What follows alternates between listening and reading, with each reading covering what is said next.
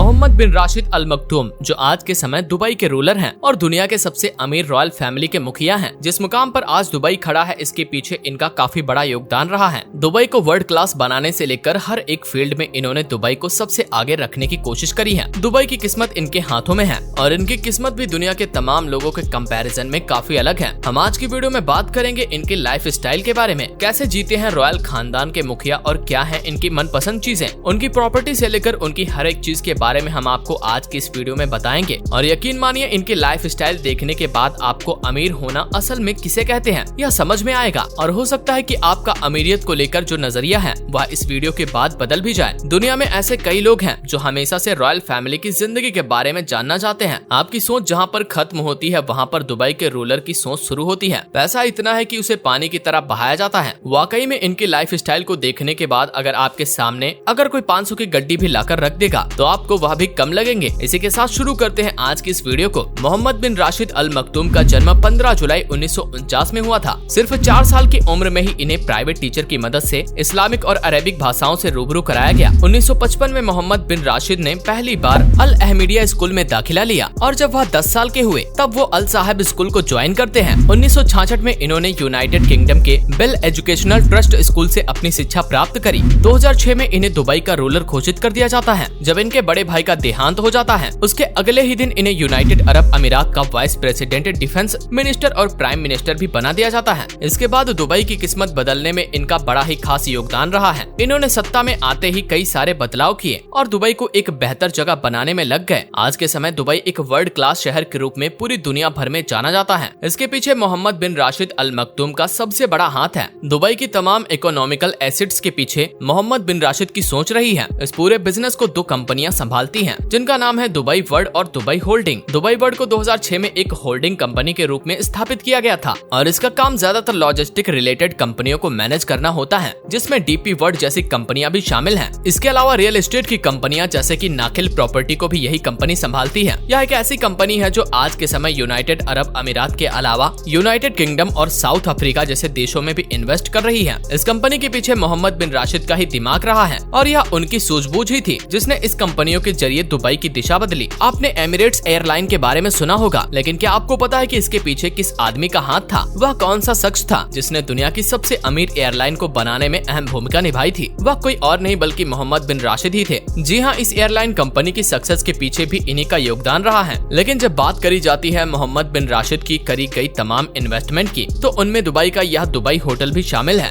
इसके अलावा दुबई का यह बुर्ज अल अरब भी इन्हीं की देन है। इन सभी होटल को मैनेज करने का काम मोहम्मद बिन राशिद की एक कंपनी जिसका नाम जुमेरा है वो करती है, जिसे उन्होंने 1997 में बनाया था। इसके अलावा दुबई का एक और सबसे हैरत अंगेज कर देने वाला रियल एस्टेट प्रोजेक्ट जिसकी आज के समय पूरी दुनिया भर में काफी चर्चा है, हम बात कर रहे हैं दुबई का यह प्लम आइसलैंड। जी हाँ, इसके पीछे भी मोहम्मद बिन राशिद का ही दिमाग था। इनकी इन्वेस्टमेंट्स प्रॉपर्टी में ही नहीं बल्कि चैरिटी में भी काफी रही हैं। मोहम्मद बिन राशिद ग्लोबल चैरिटी फाउंडेशन या ऐसी फाउंडेशन है जिसके अंदर 33 अलग अलग फाउंडेशन आती हैं जिनका काम चैरिटी करना है। इसे भी मोहम्मद बिन राशिद ने ही स्टेबलाइज किया था। अगर बात करें 2023 की, तो आज के समय मोहम्मद बिन राशिद का पूरा नेटवर्थ 14 बिलियन डॉलर तक का है। अब जो इंसान दुबई का रूलर हो, यूनाइटेड अरब अमीरात का प्राइम मिनिस्टर, डिफेंस मिनिस्टर हो, उसे पैसे की क्या ही परवाह होगी। जाहिर सी बात है कि पैसा इनके नाखून के बराबर होगा। अगर इतना सारा पैसा होगा तो आप यह भी जरूर सोच रहे होंगे कि इनकी दुबई में अच्छी खासी प्रॉपर्टी भी होगी। जी हाँ, आप बिल्कुल सही सोच रहे हैं, ऐसा ही है। चलिए आपको दिखाते हैं कि दुबई के रूलर मोहम्मद बिन राशिद और उनकी फैमिली कहाँ रहती है। यह है इनका आशियाना जिसका नाम है जाबिल पैलेस और इसे 500 मिलियन की लागत से बनाया गया था। इसे 1960 में बनाया गया था और इसके डिजाइन के पीछे ऑटो बैलार्ड का हाथ था। यह वही कंपनी है जिसने फेमस दुबई क्लॉक टावर और दुबई जू का भी निर्माण किया था। लेकिन जब आपके पास इतना सारा पैसा हो तो जाहिर सी बात है कि आपका मन सिर्फ एक घर से तो नहीं भरेगा। ऐसा ही मोहम्मद बिन राशिद के साथ हुआ। आप यकीन नहीं करेंगे कि इनका अपना खुद का एक ब्रिटिश एम्पायर है। यूनाइटेड किंगडम में इन्होंने 1000 एकड़ की जमीन अपने नाम करी हुई है। यह प्रॉपर्टी इतनी है कि इनके सामने इंग्लैंड के किंग की प्रॉपर्टी भी फीकी पड़ जाती है। अगर बात करी जाए दुबई में इनकी प्रॉपर्टी की, तो ये सरी में मौजूद लॉन्ग क्रॉस एस्टेट इनकी एक फेमस प्रॉपर्टी में से एक है जिसकी आज के समय वैल्यू 90 मिलियन डॉलर तक की है। इसके अलावा अगर हम बात करें इनकी बाकी की प्रॉपर्टी के बारे में, तो यह डेलम हॉल भी इन्हीं के नाम है जो 3300 एकड़ में फैला हुआ है और इसे इन्होंने 2009 में खरीदा था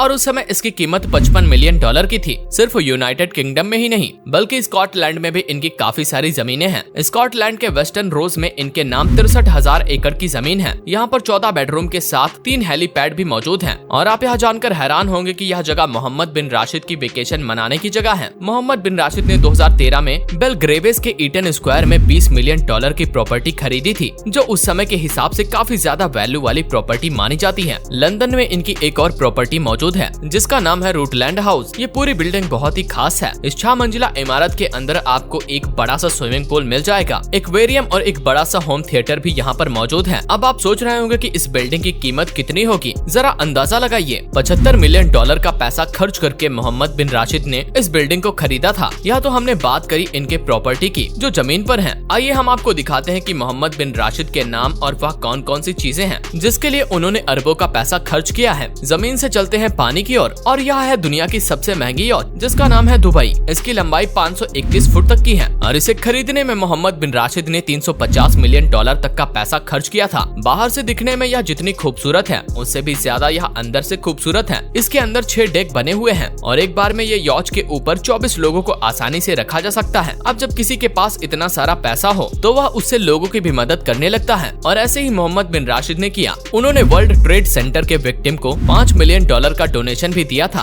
और उनके इस फैसले का पूरी दुनिया ने स्वागत किया। 2007 में उन्होंने दुनिया का सबसे बड़ा चैरिटी किया था, जहां पर उन्होंने $100 मिलियन चैरिटी में दिए थे और अपने नाम से जुड़े एक फाउंडेशन की शुरुआत करी थी। यह सब देखकर समझ में आता है कि दुबई के रूलर होने के साथ साथ भी मोहम्मद बिन राशिद का दिल काफी बड़ा है। इनकी चैरिटी के बारे में तो आपने जान लिया। चलिए अब हम आपको बताते हैं इनके अलग अलग शौक के बारे में, जिसमें हॉर्स राइडिंग भी शामिल है। इनका कहना है कि जब यह छोटे थे तब इनकी स्पोर्ट्स में काफी ज्यादा रुचि होती थी। एक समय पर इन्होंने हॉर्स राइडिंग का मैच देखने के लिए कैम्ब्रिज से सीधा न्यूयॉर्क का सफर तय किया था और इस टिकट के लिए उन्होंने बचपन में अपनी सारी पॉकेट मनी खर्च कर दी थी। बचपन में तो ये खेल कूद में अपने करियर को ज्यादा आगे नहीं ले जा पाए, लेकिन 1996 में उन्होंने दुबई में वर्ल्ड कप होस्ट किया और इस पूरे टूर्नामेंट की लागत लगी $12 मिलियन।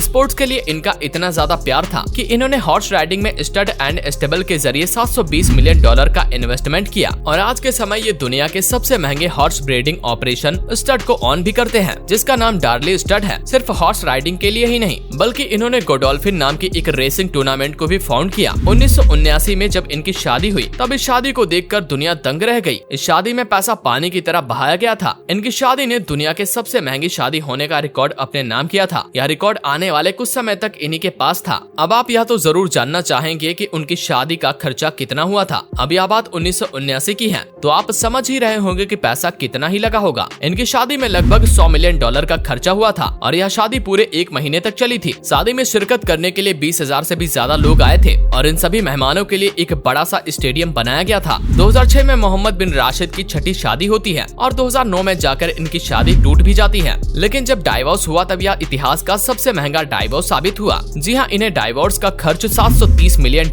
का पड़ा। इनकी शादी प्रिंसेस हाया से हुई थी और डाइवोर्स के बाद इन्हें $7 मिलियन वेकेशन के लिए मिले और सिक्योरिटी मनी अलग से, जिसकी वैलिडिटी 2068 तक की है। इसके अलावा उन्हें $2.5 मिलियन किचन रेनोवेशन के लिए मिले। जी हाँ, अमीरों की जब शादी टूटती है तो इतना ही खर्चा होता है और जब बात दुबई के रॉयल की हो तो डाइवोर्स भी एक रॉयल अंदाज में ही होता है। इन सब चीजों को देखकर तो यही लगता है कि दुबई की रॉयल फैमिली जरूरत से ज्यादा पैसा बहाती है और बहाना भी चाहिए, क्योंकि इंसान अपनी हैसियत के हिसाब से ही पैसा खर्च करता है। तो दोस्तों, आज की इस वीडियो में सिर्फ इतना ही। उम्मीद करते हैं आपको यह वीडियो पसंद आई होगी। वीडियो को लाइक करें, शेयर करें और अपना प्यार हमारी वीडियो पर बरसाएं। हमारे चैनल पर आपको इसी तरह की तमाम वीडियोस मिल जाएंगी और फ्यूचर में ऐसी वीडियो को देखने के लिए हमारे चैनल को सब्सक्राइब कर लीजिए और बेल आइकन को दबा दीजिए ताकि आने वाली वीडियोस का अपडेट आपको मिलता रहे।